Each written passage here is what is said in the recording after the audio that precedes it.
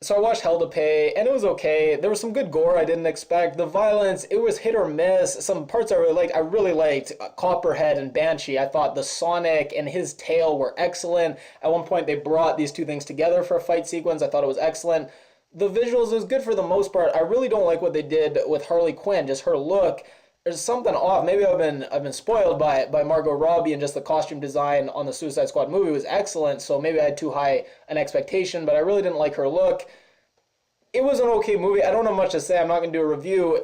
It did motivate me to go rewatch Suicide Squad. I haven't been on YouTube very long, so I've never made a Suicide Squad video. I am going to make one because I think that so many of the criticisms of Suicide Squad are really unfair. Now, I have my own criticisms. I think the movie completely falls apart towards the end. This is the last time I'll ever watch it all the way through. If I ever rewatch it, and I probably will, I'm going to stop right around that bar scene towards the end because I think it just nosedives in quality. I don't have much reason to watch the whole thing. So that's my own criticism, but I think a lot of the criticism, and I'm going to go through them one by one, that other people make aren't quite fair. Now, first thing everyone criticizes is this movie's interpretation of the Joker. Now, it's not as good as Heath Ledger's Joker, but I think that you couldn't do Heath Ledger's Joker in this movie because this isn't a movie primarily about the Joker. It's primarily about Harley Quinn. This is mostly her movie. Most of the scenes we get are her interpretation of the Joker, her scenes with the Joker, and the route they took for Harley Quinn was very much to make her someone you could like, someone you could root for, someone who was crazy but fun crazy. She wasn't actually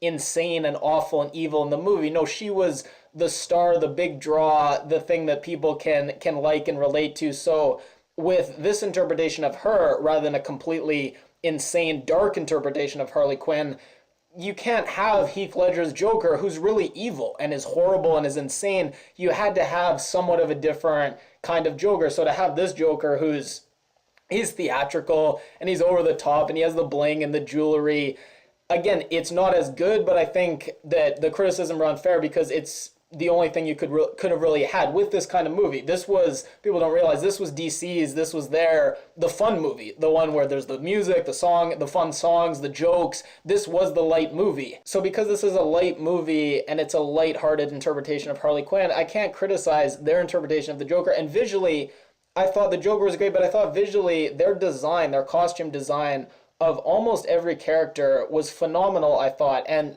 a lot of the graphics they used were really cool, these neon drenched graphics. And even at one point, Harley Quinn bats in, there's a window for a store, a fancy clothing store, even just that window. And the clothes they had was so stylish. So the visuals I thought were fantastic, except the backdrop. So visually, this film's a mixed bag for me. The backdrops that they were, even when they're in the helicopter and they're going into the city, just looking at the city, the cityscapes, the buildings, it's just so underwhelming. A lot of the movie, it felt like they were just trudging through dark, indistinguishable buildings and rooms. So visually, again, it's amazing. The costume design, the graphics, so much effort went into these beautiful visuals. But when it came to the actual locations they were shooting on, the CGI is just terrible. And then people criticize not the interpretation of the Joker, but just how much he was in the film. They said it was more of a cameo, should have had more Joker.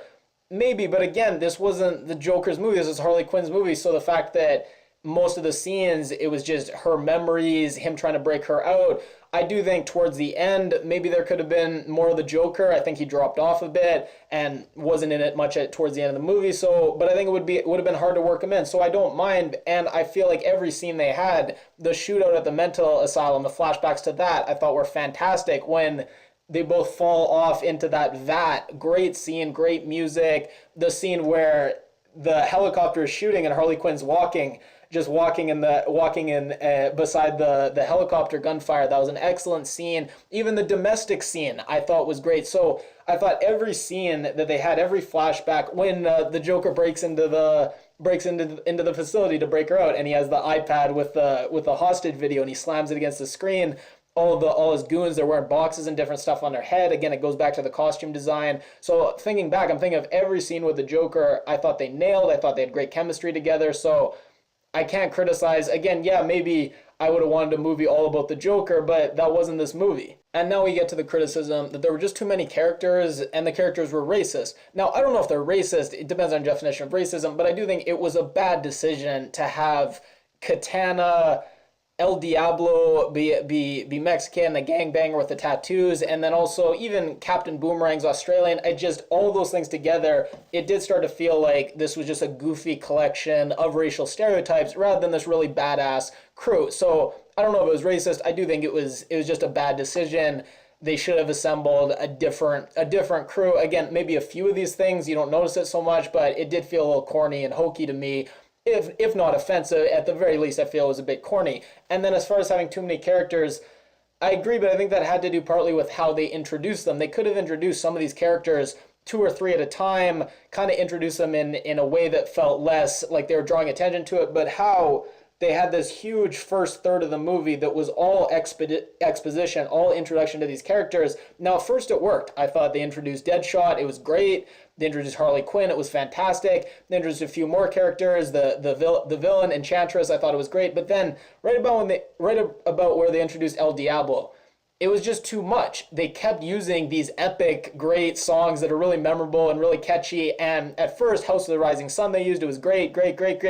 But then it's too much. It's too many of these epic song introduction moments. It's too much of these, oh, look how awesome this character is. And especially they come to Katana, they introduce her, and Rick Flag's like, oh, the souls are trapped in her sword. And it's just like, it's too much. You've introduced 10 people now and talked about how awesome and epic they are and given them their own song. And it's just, you did get fatigued, but I think they could have had as many characters, just each character didn't need this, oh my god, look how epic this character is introduction. So my criticism, it isn't so much too many characters, it's too many character introductions, song introductions, too many songs in general. At one point I just felt like it was song after song after song, and some of them worked, but it just felt too much like this greatest hits soundtrack. Now, and this brings me, they used Eminem, Trailer Park, what's that song? Without Me by Eminem, that's the song. And it was great. It really matched what was going on in the movie. They had Kanye West, a great song by him when Deadshot was doing target practice.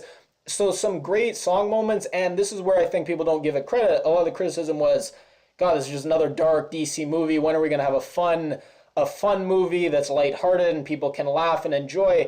I feel like this movie did it, and maybe it didn't go full Marvel, like full Thor Ragnarok, as far as just how light and goofy it was, but I thought that it struck a nice tone between still being a little darker, a little more DC, but it was funny. There was some great humor. Harley Quinn had great lines. Will Smith, Deadshot, had some great lines. The songs they used, they were fun, and, the audience having a good time recognizing this music. So when people say, oh, this is just another Snyder, Snyder's to blame, this had nothing to do with Snyder. I didn't recognize any of Snyder in this film, really, and I think it suffered for it.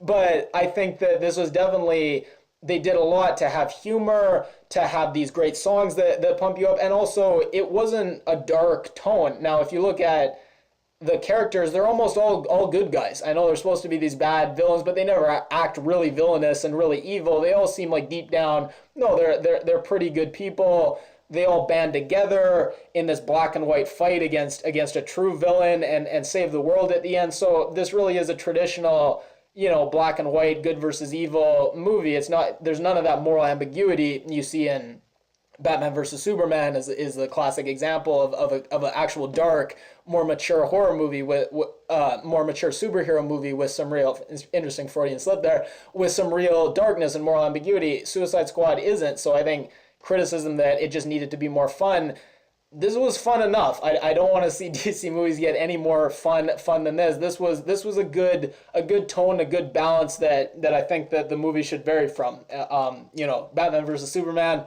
that's the darkest it'll get. Suicide Squad, this is the lightest. Now the action, I think this is one of the biggest fair criticisms, that the action was not particularly good. That first action scene where they're all fighting in the street, it's dark for no reason. It shouldn't have been dark. All the characters, but more importantly the characters, their fighting styles, it wasn't differentiated at all. None of them really seemed to have cool powers. They all seemed to be doing basically the same kind of fighting. It was really disappointing. Deadshot, when he starts to kick some ass and save the day in that first battle, it was really excellent. But other than that first action scene was really bad. Harley Quinn's elevator action scene, a little better. And then the next action scene, they're in the kind of office space, I guess. I thought that was a much better action scene. That was an improvement. You started to see these different powers, the different fighting styles between the different characters and differentiate them. So this was better, a little more creative. The final big boss battle, not much positive to say about it. So all in all, looking at the film as a whole, very disappointing action, I'd say. And now the villain, Enchantress, she was okay. I didn't mind the idea of this spirit trapped in ruins and an archaeologist disturbs it. It was kind of cool. I liked her brother at times. I thought it was kind of cool. You got to see the two villains together. I didn't like her human form that much and how they doubled down on this so much. I especially didn't like that Rick Flag, he had the love story with her human form. It was like I get why they did it, but I don't think it worked. And I feel like the latter half of the film where they really doubled down on this. At first, it was the big reveal that Rick Flag was in love with her, and that's what the Suicide Squad. Then they had this bar talk, and their faith in the mission was shaken. I thought that started, and then they started to make jokes like, oh, Deadshot said, Will Smith's character's like, oh bro, your girl's crazy. You gotta regulate on that. I didn't care for that, and then the ending where it's like she's like, oh, you're a pussy. You won't kill the one you love. First of all, why would this ancient spirit that's all powerful and wise, why would she really call someone a pussy? Like, she'd use that vernacular. So I just feel like they shouldn't have doubled down on this love story aspect. It weakened the villain a lot. And now I'll move to my biggest criticism of the movie is at about 2/3 of the way, I think it's a fine film. It has a lot going for it, few flaws, but fundamentally it's a pretty good movie. Last third just goes off the rails so badly, and it started with that bar scene. The bar scene, and first of all, Katana, she's there at the bar, and you realize you have no idea, why is she there? Like, whose side is she on? Where did she come from? I guess if you have a lot of comic knowledge, you'll know, but you're just wondering, why is she sitting there listening to the rest of the Suicide Squad talk about, and you don't understand anyone's motivation. You don't understand why anyone is going to go on the mission, not go on the mission. Harley Quinn's speech is terrible. And this is just where the bar scene is for me, where it all starts to go wrong. And then Katana's crying into her katana. Her characterization was so paper thin. We got so little of her. You could have turned her into this awesome, ruthless killing machine. But as far as creating any kind of emotional connection where you really care and want to see her crying into this katana and understand her pain, I just thought it was just bad. The fight scene at the end with they're tossing the stuff back and forth in slow motion. Slow motion to me, when you have a really actually cool film or something really cool that's happened on screen before or during, you can get away with slow motion. But when it's weak, when the film's weak and you use slow motion, it really just seems corny, and it seems like you're just drawing attention to just how bad what's happening on screen really is. And then Harley Quinn's, I like what you're selling, lady, but you messed with my friends. Really corny. And again, once again, it weakens the villain. You have this villain who's all powerful and brilliant and wise, and everyone on the screen, no matter who in the audience, and maybe if you're in the audience and you've never seen a movie before, you've never seen a twist ending, when she says, I like what you're selling, lady, and goes to pick up the thing, you can tell what's going to happen. Why doesn't this supervillain realize that Harley Quinn's just bullshitting with her? Why is this supervillain so gullible, so naive, so unobservant? The supervillain seems at this pivotal moment to kind of stop paying attention to what this one person right in front of her is doing, and doesn't notice her picking up the sword, doesn't notice she's clearly about to pull the switcheroo. So not a lot good to say about the ending. Cool, trippy song at the end. I like the song choice that the film closed out with. But other than that, honestly, the ending, I can't even say Suicide Squad's a good movie. The ending is so bad for me. It ruins the movie for me. But that doesn't take away from, like I say, I think it does a lot well. I think they nailed the characters, the designs. I didn't mind their interpretation of the Joker at all. I liked a lot of the song choices, and I think the first 2/3 are a lot of cool moments, a lot of good there, but ending ruins it for me.